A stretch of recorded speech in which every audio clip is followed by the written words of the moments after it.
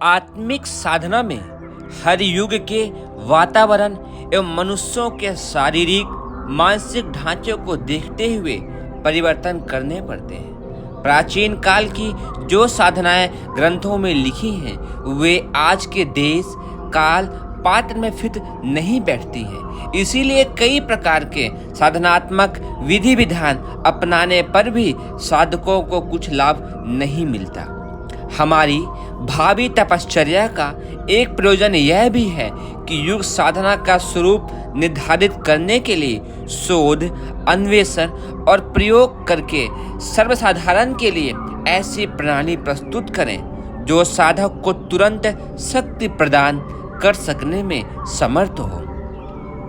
इस शोध से उत्पन्न प्रतिक्रिया इतनी महान हो सकती है कि लोगों का ध्यान विज्ञान की गरिमा, उपयोगिता और चमत्कारिता से हटकर अध्यात्म की महत्ता, गरिमा और विशिष्टता को स्वीकार करने के लिए नतमस्तक हो जाए। आज जो आध्यात्म का कथा प्रवचन भर का वाचात लाभ प्रधान स्वरूप ही शेष रह गया है, पूजा पाठ का लगड़ा लूला कर्मकांड भी ज्यों त्यों जहां तहां चलता है, इतने से तो मन में थोड़ी सी गुदगुदी भर उत्पन्न हो सकती है। जो सामर्थ्य व्यक्ति को प्रत्यक्ष जीवन में महामानव बना सके और अप्रत्यक्ष जीवन में उल्लास, संतोष एवं स्वर्ग मुक्ति का साधन जुटा सके, वह आध्यात्म तो सुव्यवस्थित युग अनुरूप एवं विज्ञान सम्मत परिष्कृत साधना पद्धति पर ही निर्भर है।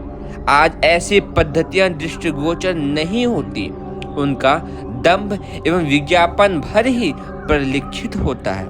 आवश्यकता आज इस बात की है कि एक समग्र एवं सुव्यवस्थित साधना पद्धति सर्वसाधारण को उपलब्ध हो सके, जो सुनिश्चित रूप से साधक के बहिरंग एवं अंतरंग जीवन को प्रखर बना सके।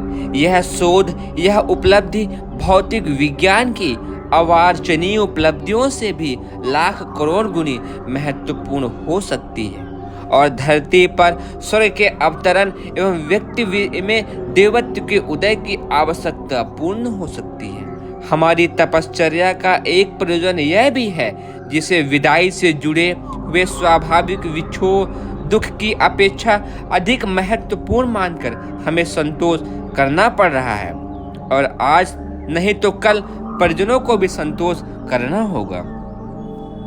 हम जा रहे हैं लंबे जीवन में जिसका हमें हमारे मिशन को जितना भी सहयोग मिला उसे भारी कृतज्ञता के साथ स्मरण करते हुए, जिनका अनुग्रह और सौजन्य हमें मिला है उन्हें जन्म जन्मांतरों तक याद रखेंगे और प्रयत्न करेंगे कि उसका कुछ प्रतिदान प्रस्तुत करके उस ऋण से किसी कदर उऋण हो सके।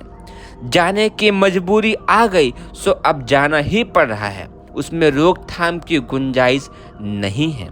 जिस समर्थ सत्ता को हम सर्वतोभावेन अपना आत्मसमर्पण कर चुके, उसके निर्देशों को हम इस मृत्यु के समीप पहुंच चुके शरीर से टालकर क्या करेंगे। सौंपा सो सौंपा, भरी जवानी उन्हीं के लिए उत्सर्ग हो गई तो अब बुढ़ापे के चंद दिनों में सुविधा की बात सोचना क्या स्वजनों का प्रेम हमें अधिक भारी लगता है। अगले दिनों इस विक्षोभ को चिरमिलन के रूप में जोड़ लेंगे।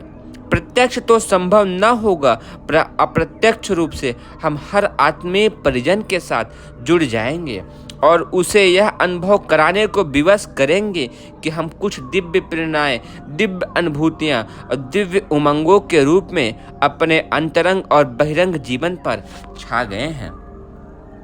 अवांछनीयता से जुड़ने और महानता के साथ जुड़ने के लिए, कुछ कर गुजरने के लिए हमें उठती और बढ़ती हुई हिम्मत के रूप में आप में से हर कोई अपने साथ रहता देख सकेगा।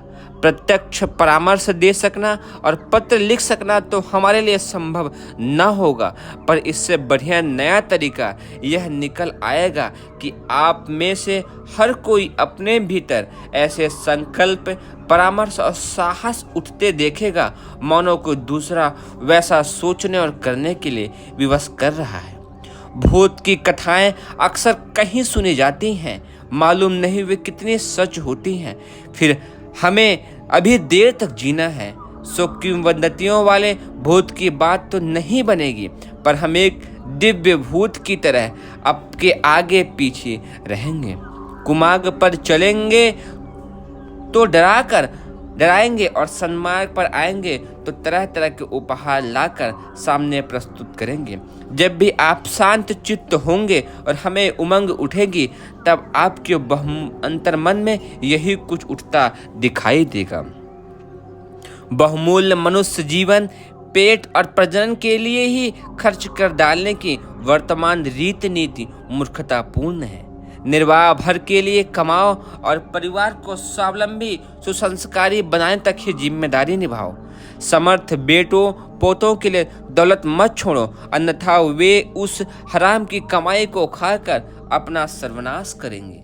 उसके सहयोगी बनो। अपने विचारणा आकांक्षा एवं गतिविधियों को एकता, समता, सुचिता और ममता के आधार पर बनने जा रहे वातावरण के अनुरूप ढालो। परमार्थ के नाम पर विज्ञापनबाजी मत करो।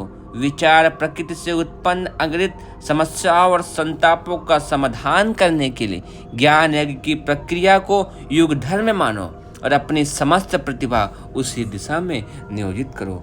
संयमी बनो, सादगी अपनाओ, सत् प्रवृत्ति और सद्भावनाओं का सहारा लो, जिससे प्रभु समर्पित जीवन जीना संभव हो सके।